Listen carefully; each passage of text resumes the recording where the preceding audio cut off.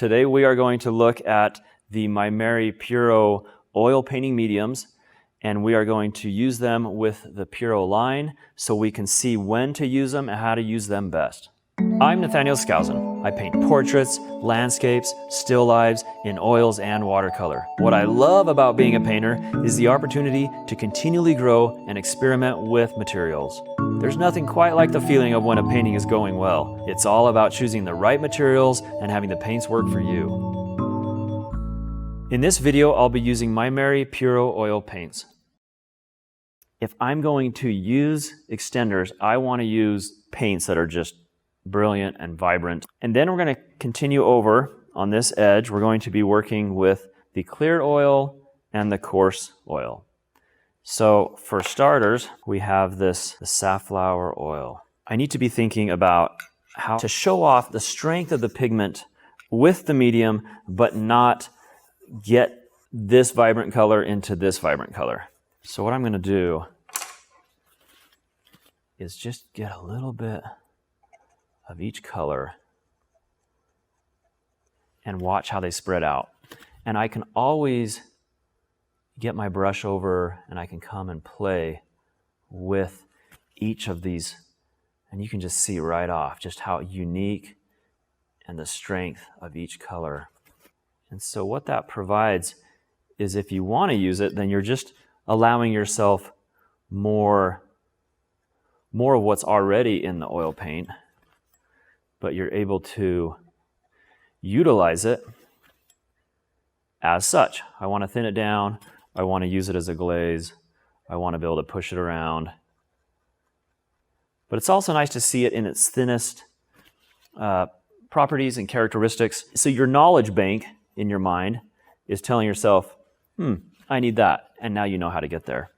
So that's for a few colors. That's great. It shows us vibrant colors. It shows strength of the cadmiums. It shows the vibrancy of some of these reds. One aspect of the Safflower Oil is that it's not going to affect the tone of the colors as you incorporate the two. And what that means to me is I don't want to be adding a medium that's going to completely change what this color's identity is. I would use it to some degree in the beginning, and I would mix it with something to thin it as well. But later on, if I want to do a subtle glaze with the sky, maybe adding a little bit more greens to trees in a landscape, or maybe even glazing a pumpkin or something that has really vibrant colors, then I can use this Safflower Oil and thinly work it over small areas where I need that last bit of punch.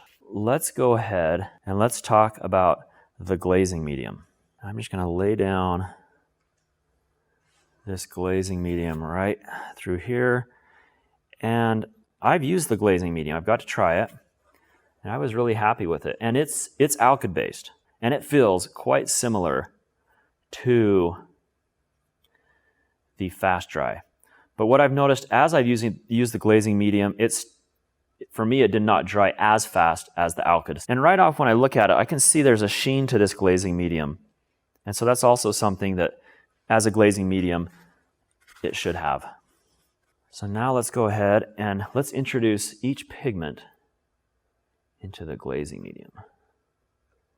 So what I've learned quickly just by placing the glazing medium is that it is its own entity. It does its own thing, and I love that it, as an alkyd, it's going to speed up the drying, and it's got this oily texture, this viscosity. It's so nice just for mixing it right in with these pigments directly. So as we put out these three mediums, now we're going to carry over to the colorless or clear medium, and then the coarse, very interesting idea, the coarse clear medium right here. So to start with the clear, which is right here, and we are just going to open that up. And the nice thing about having the clear is like we were mentioning earlier, you have this concentrated pigment load. This paint is just so powerful. It just offers us the ability to thin it and utilize it as we like to, because you have the strength and the amount of the pigment. So I've applied each pigment with the clear oil, and it's just so great to be able to have the ability to buy a tube of paint. And if your habit or your characteristic as an artist is to paint thin, all of a sudden you purchased 5 tubes of paint because of that pigment load, and you can see it with this clear oil. I am really impressed with the vibrancy and just the mixability of the clear oil directly into each pigment. Very impressive. And now let's add the coarse medium.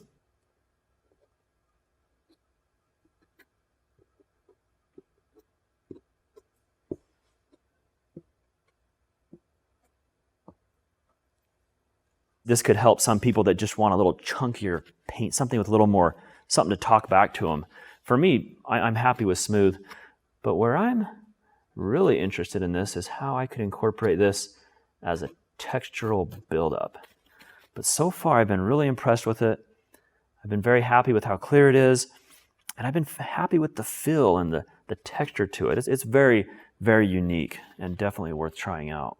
With the Maimeri Puro line, you are going to get a high pigment load, and that gives you the confidence that when you add any of these mediums, you are not going to lose any quality, and you are only going to enhance your paintings.